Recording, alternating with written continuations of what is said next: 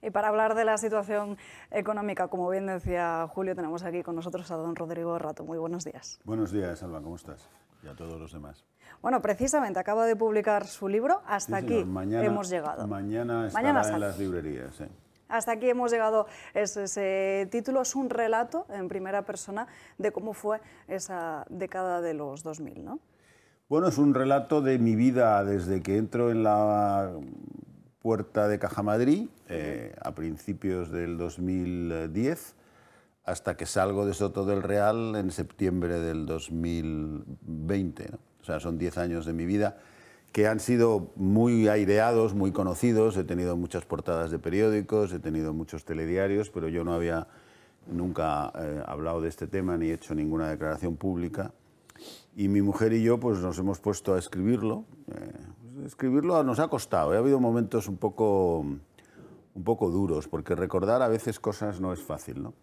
Pero bueno, hemos contado la verdad y es un libro bueno, pues que yo creo que explica todo lo que sucedió, pues la entrada en Caja Madrid, el tema de las fusiones, el tema de la salida a bolsa, el tema de mi salida de la presidencia de Bankia, las ayudas a Bankia, las tarjetas, después el planteamiento del caso Rato, ya con eso se dice todo, un caso ad nominem para una persona, a ver si le encuentran lo que puedan, lo que se llama una investigación prospectiva.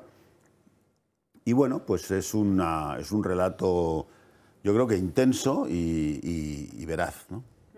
Suponemos que también en ese relato y en ese recuerdo aparecen figuras muy importantes que han marcado precisamente todas esas vivencias.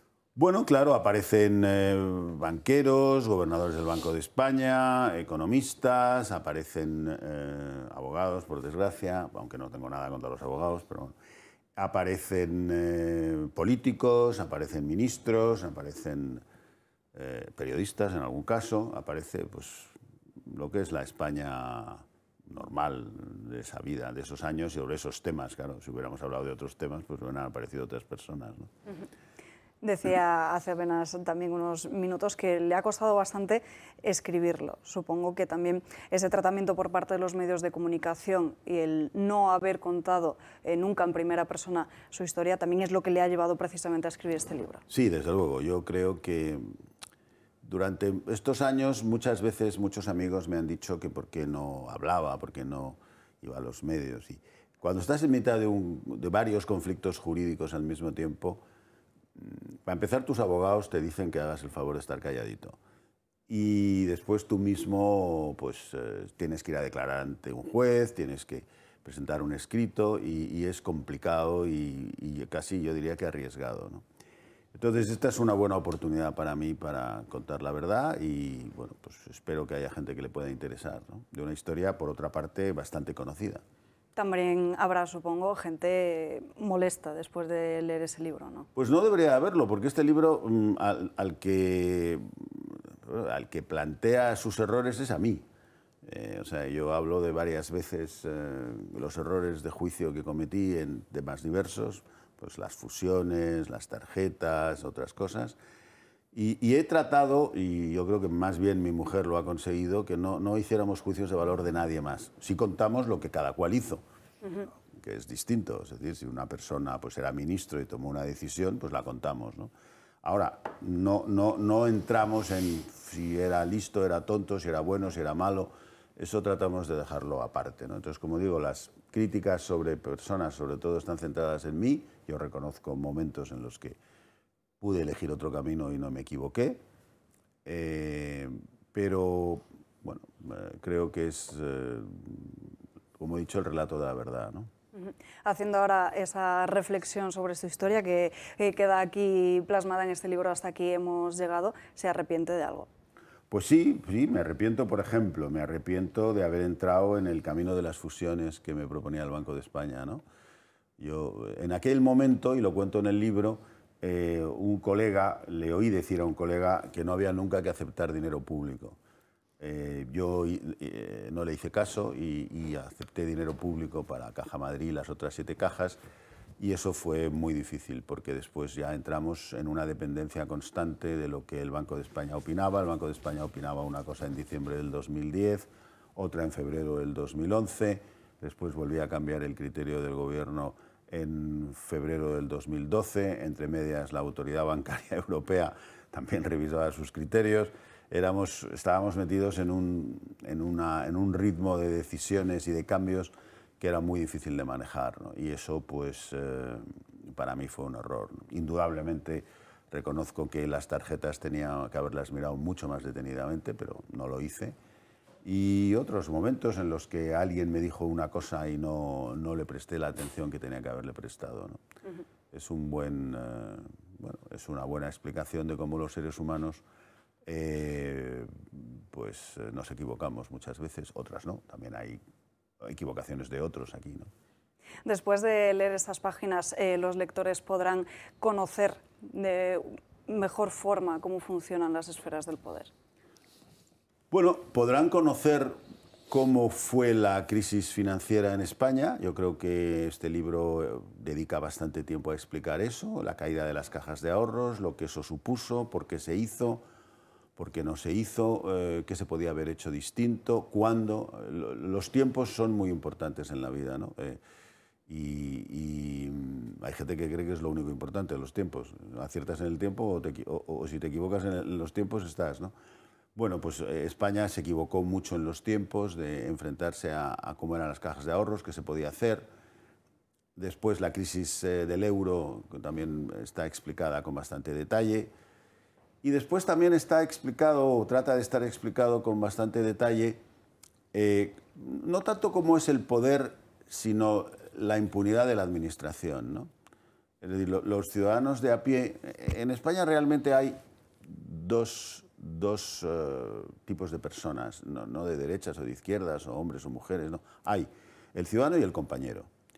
El ciudadano al ciudadano se le aplica la ley y al compañero no. Entonces tenemos seguramente no será solo en España, pero tenemos un corporativismo muy fuerte. Y además personas que tienen, o cuerpos de la administración, que tienen muchísimo poder y deben tenerlo, porque los fiscales deben tener mucho poder, los inspectores de Hacienda deben tener mucho poder, los funcionarios deben tener presunción de veracidad, pero eso no va acompañado de una responsabilidad. Si aciertan, acertaron, y si se equivocan, pues te fastidias. Y eso yo creo que eso es algo que yo, después de 30 años de vida pública, no me había dado cuenta o no había vivido tan de cerca, y ahora lo he vivido muy de cerca y lo explico, ¿no? Julio. Yo podría empezar esta entrevista diciéndole: don Rodrigo, ¿cómo ve usted? Tal. Pero claro, es que don Rodrigo para mí es Rodrigo Rato, es un amigo, una persona a la que he admirado hace mucho tiempo y a la que admiro mucho más ahora que antes. Es decir, porque yo creo que Rodrigo Rato es hoy una mucho mejor gente, mucho mejor persona que cuando yo le visitaba, por ejemplo, en su casa en Washington, y nos íbamos juntos a almorzar a un restaurante que era de aquel famoso cocinero, de ese famoso cocinero, se llama José Andrés, creo que se llama Atlántico, aquel restaurante. Bueno, yo por Rodrigo Rato siento hoy una enorme amistad y además, insisto, una enorme admiración, porque él ha llevado un proceso y un camino verdaderamente tortuoso, verdaderamente duro, verdaderamente difícil, con una fortaleza, con una templanza de ánimo, con una discreción que le honran como persona. Y yo quiero decírtelo públicamente porque es lo que pienso y porque hemos vivido en estos años algunas cosas juntos. Y incluso en los momentos que él relata, pues yo tuve también ocasión de decirle alguna cosa entonces, que recuerdo bien, tanto cosas que el propio Isidro Fainé me comentaba, o cosas que a través de su hermano Ramón, a quien yo adoraba, podíamos comentar, ¿no? Bueno, tú las recordarás probablemente mejor que yo. Dicho eso, este libro a mí primero me sorprendió, porque yo no sabía que estuvieras escribiendo un libro, ¿no? Y segundo, me ha parecido súper interesante la reseña que pude leer el otro día en un periódico, en el que hacías un relato aterrador, desde mi punto de vista, de cómo se produce tu detención.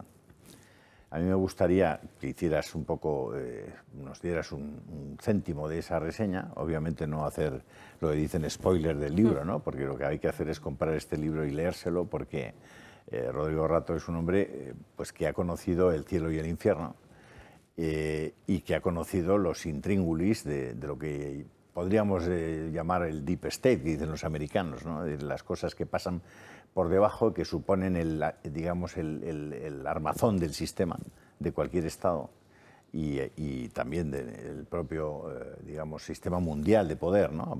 A partir de tu estancia en el Fondo Monetario Internacional.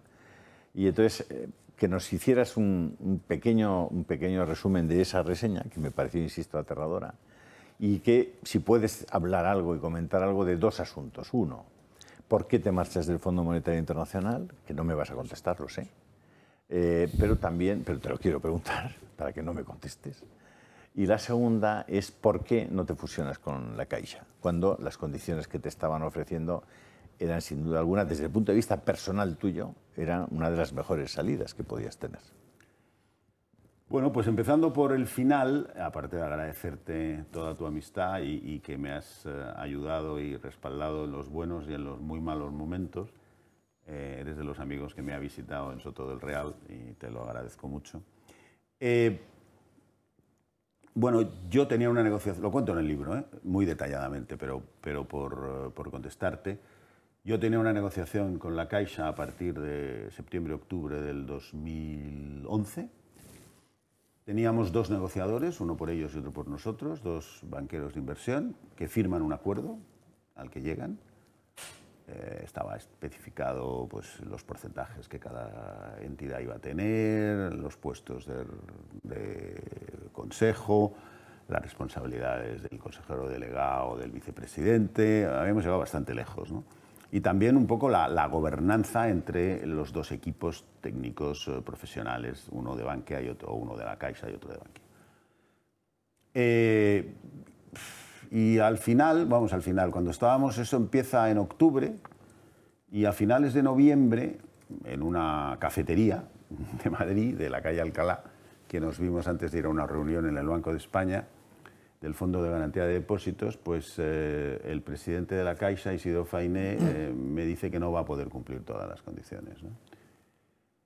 Bueno, eso en las negociaciones sucede, no nos vamos a equivocar. Mi padre me decía que había siempre el regate final, ¿no? Y es verdad, yo no he estado en bastantes negociaciones y suele suceder, ¿no? Entonces yo dije, bueno, pues si no las puedes cumplir, pues hay que pensárselo otra vez todo, ¿no? Y ahí me quedé parado, ¿no? ¿Me dejas que diga las condiciones que yo conocí en ese momento? Sí, puedes hacerlas. Sí. En ese momento Fainé te ofrecía traer aquí Criteria CaixaCorp a Madrid, te ofrecía ser presidente de Criteria CaixaCorp y te ofrecía que en el momento en que él dejara la presidencia de CaixaBank, tú ocuparías esa presidencia. Bueno, pero había muchas más cosas, porque claro, había muchas más cosas y algunas eran importantes para nosotros, ¿no? No solo las que me pasaran a mí, ¿no? Bueno, entonces, como sucede en las negociaciones, si hay una parte que intenta un regate, pues la otra se toma una cierta distancia, ¿no? Mi sorpresa, bueno, eso era a finales de noviembre, pues ya sabemos todos cómo es la vida, llega diciembre, en diciembre las cosas... Además había cambio de gobierno, había habido elecciones, muchas cosas, ¿no? ¿Cuál será mi estupor cuando a principios de enero el que me llama para negociar no es Isidro Fainé, sino el ministro de Economía, Luis de Guindos, que me dice que me tengo que fusionar con la Caixa sin ningún tipo de ayuda, o sea, no había ayudas públicas, lo cual quiere decir que se suponía que eran balances limpios. Y yo le digo, sí, pero yo tengo una negociación, estoy a medias, estamos aquí en el momento final, ha habido un cambio de criterios del otro lado... Pues, no, tienes que hacerlo. Bueno, yo no estaba muy dispuesto a hacerlo, ¿no? Y ahí, pues, claramente firmé mi salida por la... ¿Te fuiste a ver a Mariano Rajoy? Me fui a ver a Mariano Rajoy para confirmarme que el gobierno era en su conjunto el que sostenía eso. No me lo confirmó. Y yo... Pero a Guindos le sentó muy mal. A Guindos, aquí lo cuento, claro, le sentó fatal. Y entonces ya me tachó, me puso la cruz y además... Habló con otra... Hay otra persona, hay un periodista que le cuenta a otra persona de la Caja, cosa que me he enterado ahora, justo, hace 6 meses, que le dice en esas fechas que Guindos no me va a dejar estar en Bankia, ¿no? Bueno, y ahí cuento toda la historia, no vamos a hacer no solo un spoiler, sino un rollo macabeo en el programa, ¿no? Y la otra pregunta es, bueno, la he contestado muchas veces y todo el mundo me la vuelve a preguntar, lo cual quiere decir que... Que no la has contestado. Sí, la he contestado, lo que pasa es que la gente dice, no puede ser, ¿no? O cree una explicación. La decisión fue una decisión personal, yo estaba separado, mis hijos no estaban conmigo, no me compensaba estar en Washington. ¿Puedo ser una irresponsabilidad? Pues puede que en cierto sentido sí. Yo me fui en un momento, elegí el momento en el que las cosas estaban más tranquilas, en las que habíamos completado varios temas internos importantes, varios temas internacionales importantes. Y lo que pasa es que, como sucede siempre, estalló la crisis del 2007 ese verano, pero yo ya había anunciado mi retirada, ¿no? Los primeros que no me comprenden son mis hijos, o sea que soy consciente de que es labor imposible, ¿no? Déjame, te digo nombres y lo que tú quieras decir. José María Aznar. Un viejo y buen amigo. Mariano Rajoy. Mal karma, no voy a dar opinión.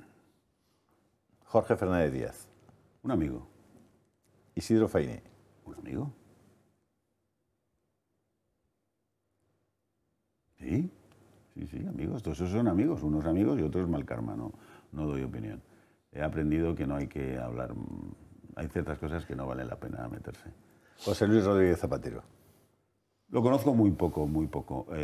Como político no estoy de acuerdo con él. Creo que lo único que hizo, que yo recuerde que me parezca positivo, fue el matrimonio homosexual, que debíamos haberlo hecho nosotros y que lo hizo él. Pero en cambio, otras cosas que hizo no estoy de acuerdo. Pero tengo que reconocer, y lo reconozco en el libro, que yo fui director gerente del Fondo Monetario Internacional porque él quiso. Porque él era entonces el que había ganado las elecciones y pasaba por sus manos y me dijo que sí. O sea que no tengo... Y después fui presidente de Caja Madrid también porque él junto con Mariano Rajoy me apoyó. O sea que no tengo grandes cosas así que quejarme de él personalmente, pero políticamente no me ha gustado cómo ha sido como presidente, ¿no? Soraya Sáenz de Santa María. En mal karma no entro. María Pico. Mal karma no entro. César Alierta. Un gran amigo. Francisco González. Amigo. Más en otras épocas que en las de este libro, pero amigo. Jaime Caruana. Amigo.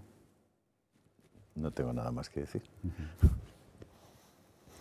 No sé si tenéis alguna pregunta. Sí, yo tenía una, pero ya me la han hundido, porque como el libro no hablaba de lo del Fondo Monetario Internacional, quería preguntar, pero ya ha salido. O sea que no da para otro libro eso.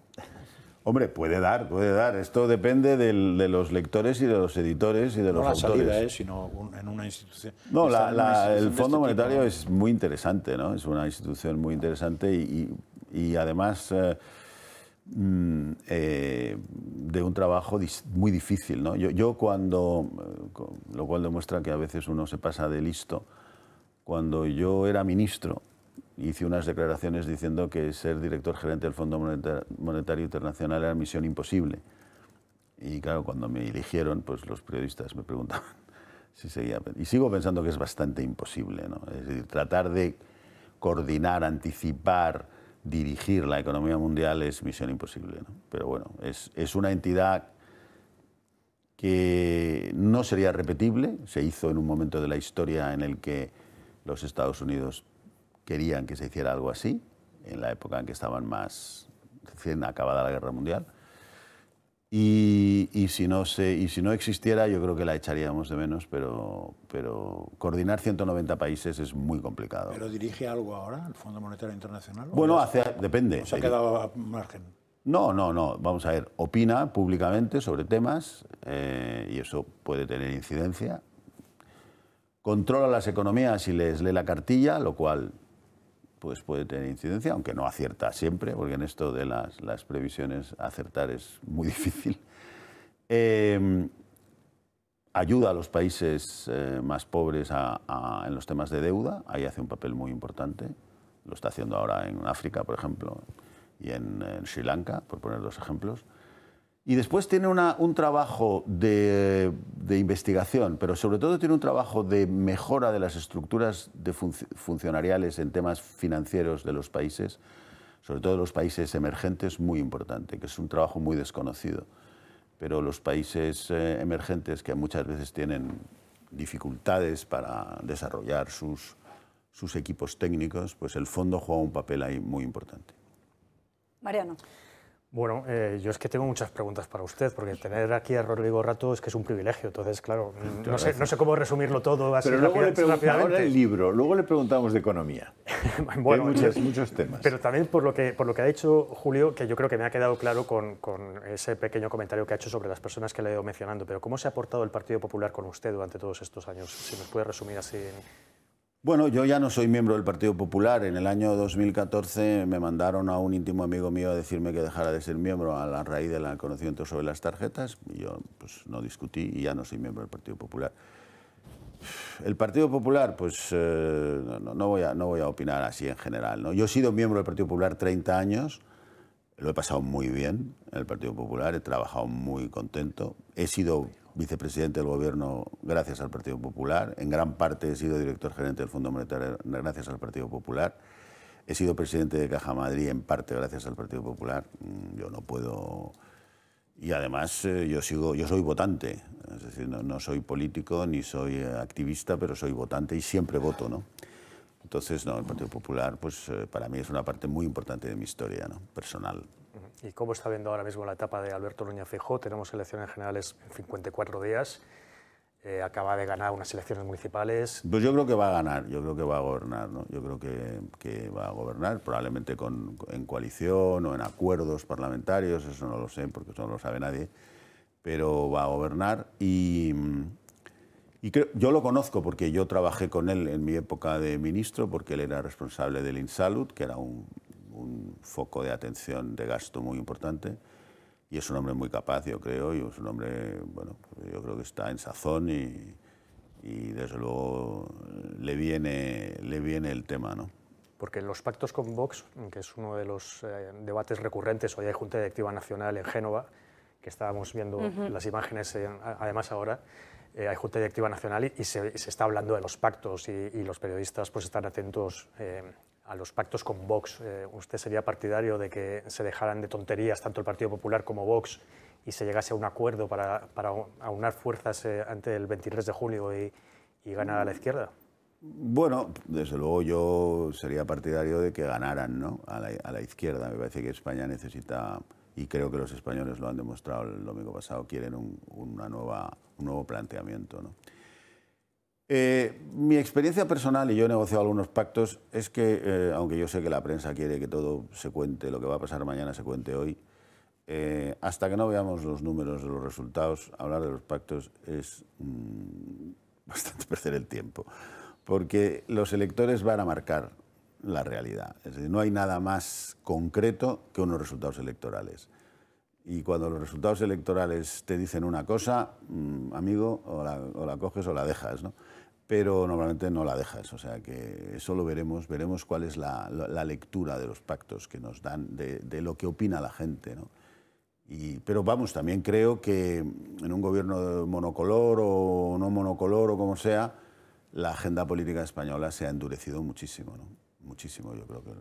Ya estamos de vuelta en Dando Caña, quedan apenas 20 minutos para la 1 en punto de la tarde. Vamos a seguir charlando con Rodrigo Rato, que habla por primera vez en televisión cómo han sido estos últimos años. Además lo hace por fin en primera persona después de que tantos hayan escrito o hayan hablado por él, y además nos está contando lo que es un pequeño adelanto de lo que leeremos en ese libro de Hasta aquí hemos llegado. He cortado antes a Mariano, no sé si tenía más preguntas o... Sí, tenía más preguntas. Pues adelante, Mariano. Tengo más, pero a la lista de nombres que le ha dado antes Julio Ariza, a mí me gustaría, con vuestro permiso, añadir dos más.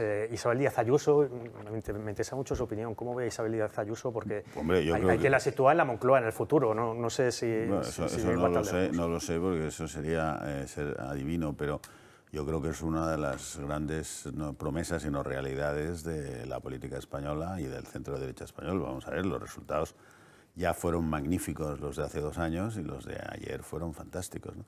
Y además tengo que decir que es la única política que habla de algún tema que a mí me parece especialmente importante, que es el silencio positivo. Es decir, que cuando le pides una cosa a la administración, me da igual que sea municipal, autonómica o central, y pasan 6 meses, en vez de ser un no, sea un sí.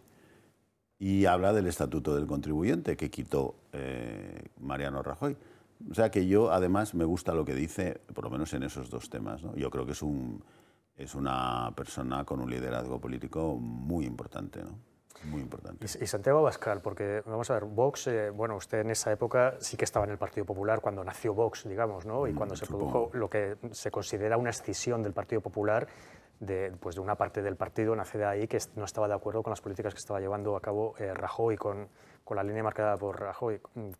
¿Cómo ve a Santiago Abascal o qué relación ha tenido o tiene con él? Bueno, yo creo que él defiende lo que tú has dicho claramente, es una escisión del Partido Popular que se produce a partir del gobierno de Mariano Rajoy y que ya en el año 2015 empezamos a ver una pérdida de votos que no sé ahora en qué está, en 3 millones, en 2 millones y pico, lo que sea, y que bueno, cambia el mapa político del centro derecha y la derecha española. Pero además a él personalmente yo le he visto algunos gestos que indican que es una persona, una buena persona y una persona generosa en cosas que le he visto con otras personas, ¿no? Y eso es una virtud, son virtudes que no tenemos todos siempre, ¿no? Y bueno, pues es una opinión. Veremos en las elecciones europeas en toda Europa cambios significativos. Yo creo que las elecciones europeas... Por ejemplo, este adelanto electoral de Sánchez tiene una consecuencia que no estamos discutiendo en España porque discutimos las nuestras, pero que tiene su importancia. Y es que la presencia europea, la presencia española en la Unión Europea queda muy tocada porque no va a ser fácil que la administración española, sin definición, pueda dedicarle el tiempo que requiere el acabar todos los temas que están en la tubería de salida de la Unión Europea. Que además, como las elecciones europeas son en junio del 24, la presidencia posterior a la presidencia española ya no podrá acabar esas cosas. O sea, todo lo que la Unión Europea no sea capaz de digerir, de gestionar, de cerrar antes de diciembre, pues seguramente se va a quedar para el siguiente paso, ¿no? Y eso, aunque nosotros en España no le estamos prestando atención todavía, nos lo están recordando ya en periódicos extranjeros que esta llamada de repente convocar unas elecciones a prisa y corriendo cuando tienes una responsabilidad europea no es bueno para nuestra prestigio fuera, ¿no? Ahora, yo creo que las elecciones europeas del año 24 van a dar un mapa político europeo en el que Vox y otros partidos van a tener un papel más importante, ¿no? Sí, eso parece que va por ahí, ¿no? Ya que Mariano ha abierto el espectro temporal de las preguntas, voy a ir a una que siempre me ha preocupado. ¿Qué puedes decir de por qué un tal Aznar escoge a Rajoy y no a ti?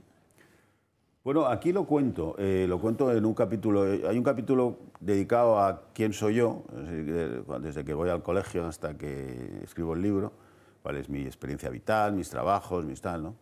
Y una de ellos es indudablemente mi época política, la decisión de Aznar, y ahí soy crítico de la idea del dedazo, ¿no? Yo creo que el dedazo fue un grave error. Fue un error para Aznar, que se hizo responsable de algo que no diré le persigue, pero lo tiene colgado del cuello y lo va a tener toda su vida, del que además parece que no está satisfecho. Fue malo para Rajoy, que llegó ahí con un dedazo que no venía a cuento. Fue malo para el partido, que era maduro suficiente como para haber elegido sus propios líderes. Fue yo creo que un grave error de una gestión política de José María, pues que en otros muchos aspectos fue muy brillante y muy positiva, ¿no? ¿Y por qué eligió a...? Eso es una decisión que tomó él, yo no lo sé por qué. Yo no quería de ninguna manera ser elegido por nadie, yo quería que me eligiera el partido. Las primarias, luego hemos visto las consecuencias que tienen. Bueno, pero una cosa son las primarias y otra cosa es cuando hay un cambio de líder, es distinto. Es decir, una cosa es que para elegir todas las veces, ¿verdad? Yo no soy partidario de las primarias, ¿no? Porque creo que eso radicaliza a los partidos, porque al final los que votan son normalmente los más ultras, ¿no? Con todos los respetos, ¿no? Pero una cosa es eso y otra cosa es que cuando una organización, la que sea, cambia de líder, en este caso, porque además el líder se va porque se quiere ir, nadie le estábamos Perdona, dando... ¿no fue este el gran error ya?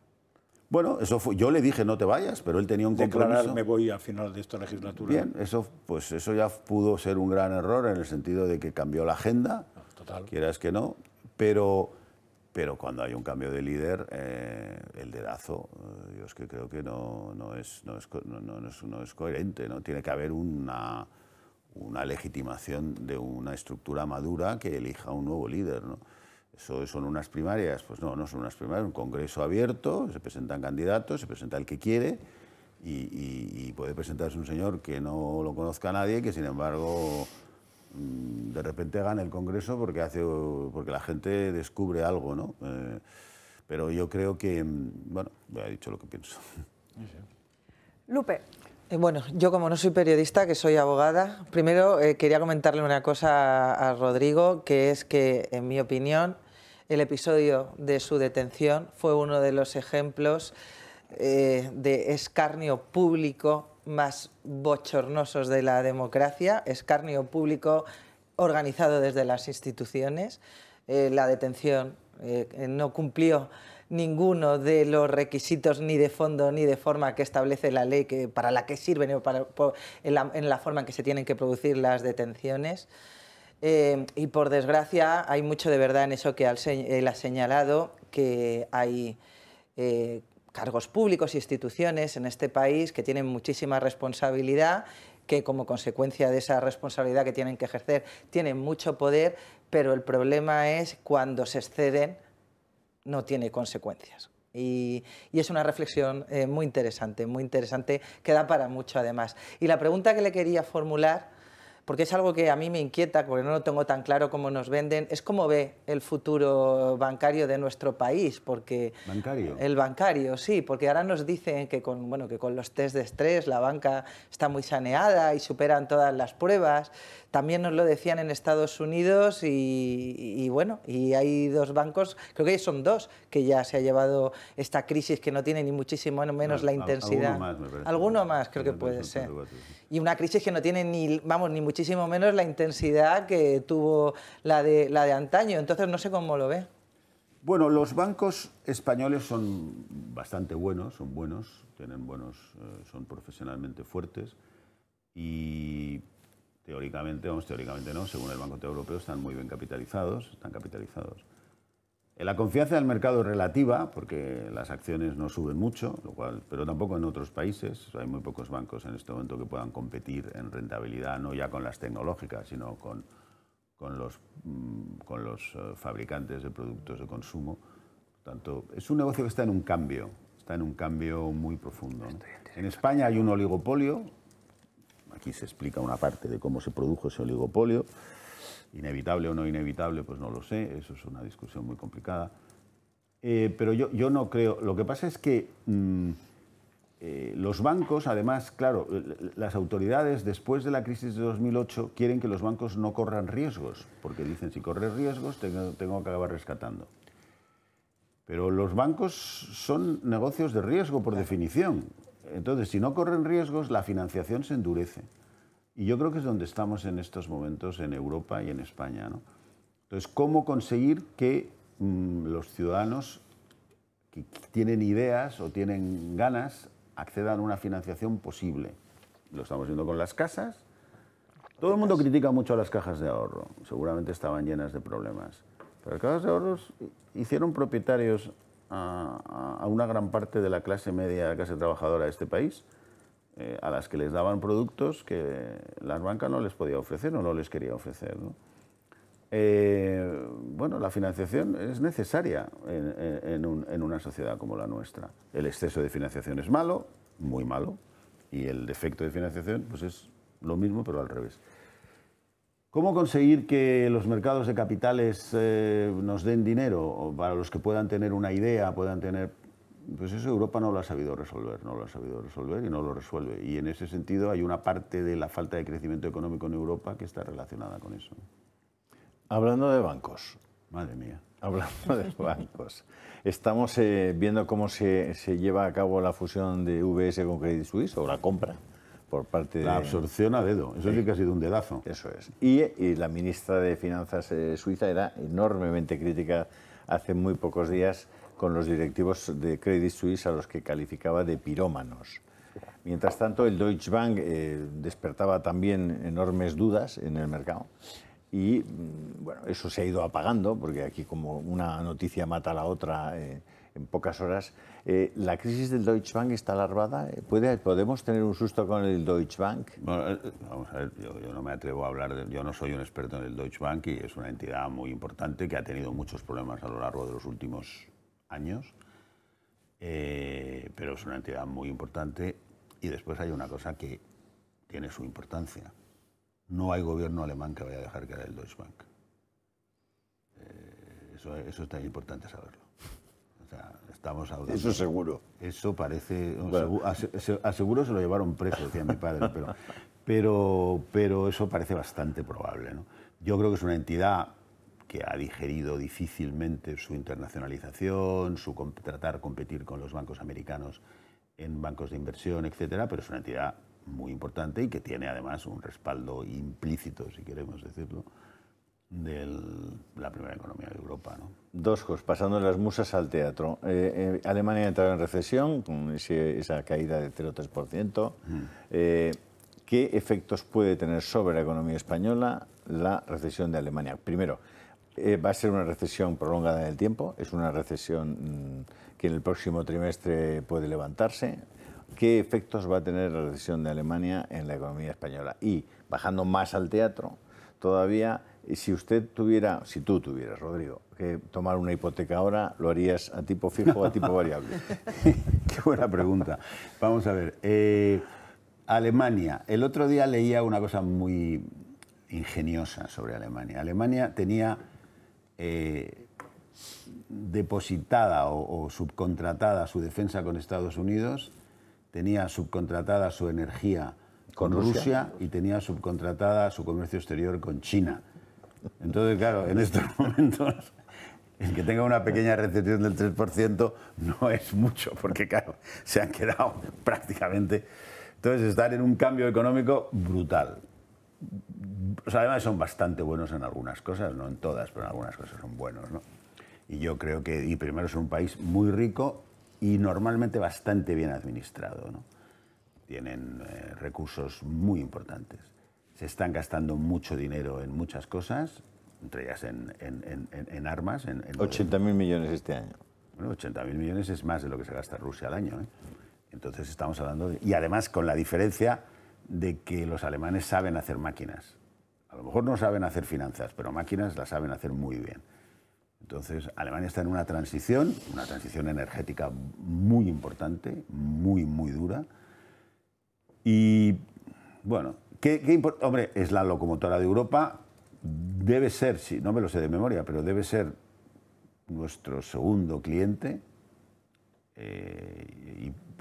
Y también en turismo, debe ser muy importante. Por lo tanto, a nosotros, Alemania tosiendo, pues nos tiene que preocupar. No mucho, porque yo creo que Alemania tiene recursos más que suficientes como para salir de esto, ¿no?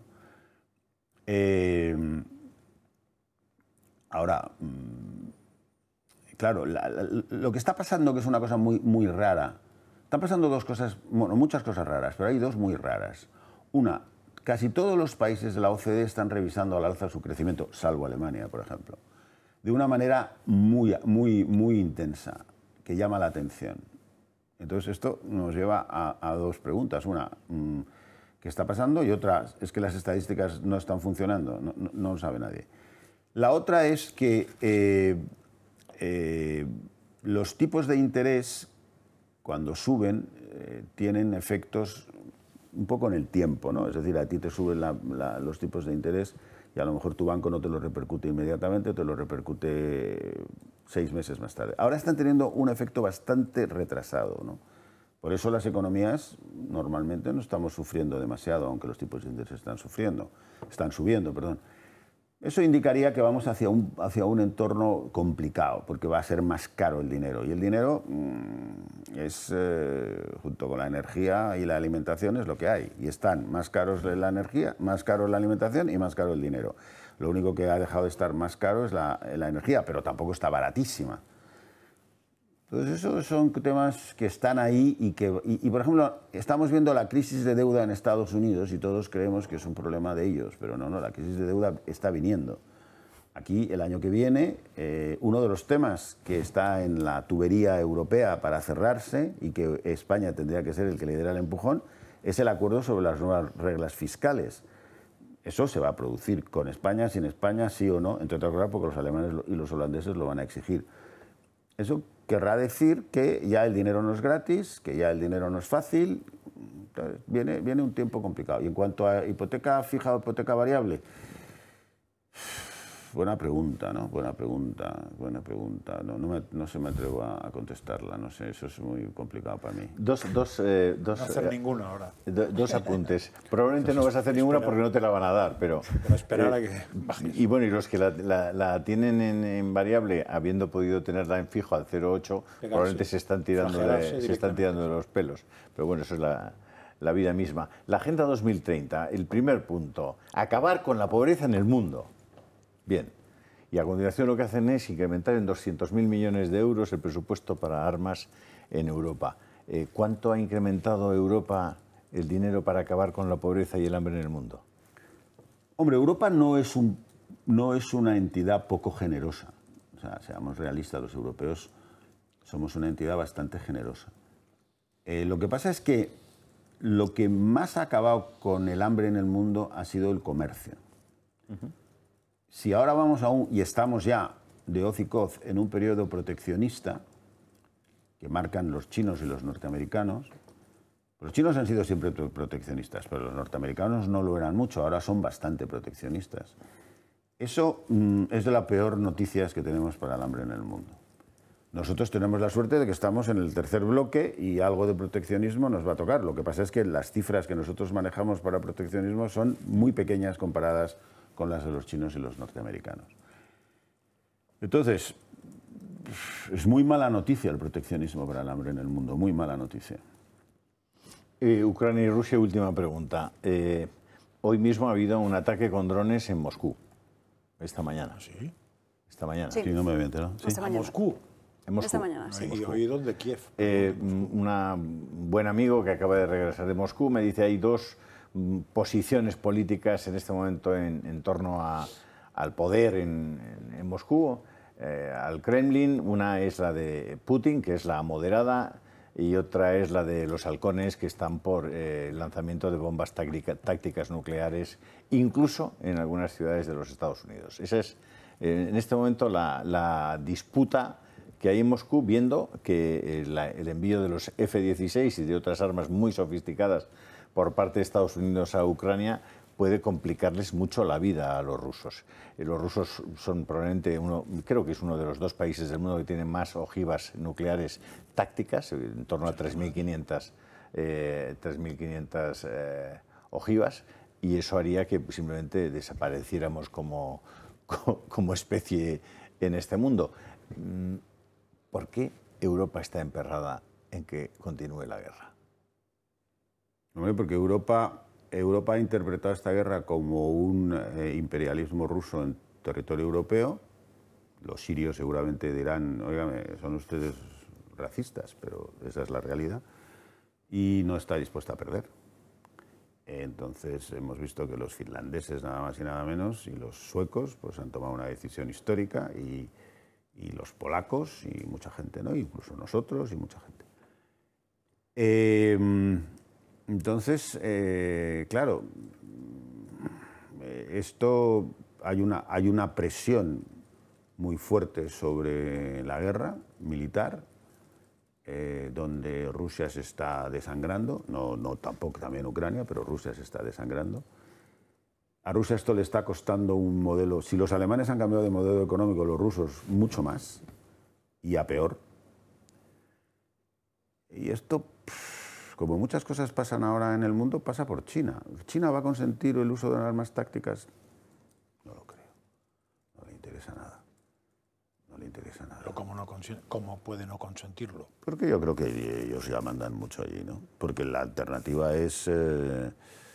No lo sé, esto sí que es... ¿Cómo se hace eso? O sea, se llama uno al otro y de cómo hagas eso... Yo creo que hablan todo el tiempo, ¿no? Hombre, les compran el petróleo, les compran todo, les venden de todo, son su paraguas protector con los países del sur. Es decir, Rusia, de ser un país políticamente muy autónomo, ha pasado a estar en la esfera china como consecuencia de una guerra que no gana, ¿no? Esto es una presión para una paz negociada, medio negociada, un Chipre en el que se pone un muro ahí en donde sea y unas tropas de interposición, ¿o qué es? Esto es una operación propia. Claro, los drones en Moscú todos pensamos que pueden ser drones ucranianos, pero a lo mejor son drones rusos, porque ahí no sabemos si en España hay un estado profundo, en Rusia debe ser kilométrico. ¿A qué están jugando? No lo sabemos. Pero yo no sé, me cuesta mucho pensar que China alegremente se vaya a meter en una confrontación de ese calibre, ¿no? Me cuesta mucho. Rodrigo Rato, hasta aquí hemos llegado con la entrevista. Muchas gracias. Sabes que esta casa tienes buenos amigos y he venido muchas veces y que volveré cuando a veces me invitéis. Esperemos contar muy pronto de nuevo contigo, porque hablar de economía contigo además es un verdadero aprendizaje, así que... Y sobre todo si me preguntas por si quiero tipos variables, tipos fijos. Mañana en librerías, hasta aquí hemos llegado. Rodrigo Rato, hasta aquí hemos llegado. Muchas editorial... gracias. Un placer. Península. Editorial Península. No dejéis de leerlo porque os va a dar algunas pistas, algunas claves de las cosas importantes que han ocurrido en España en los últimos 10 años.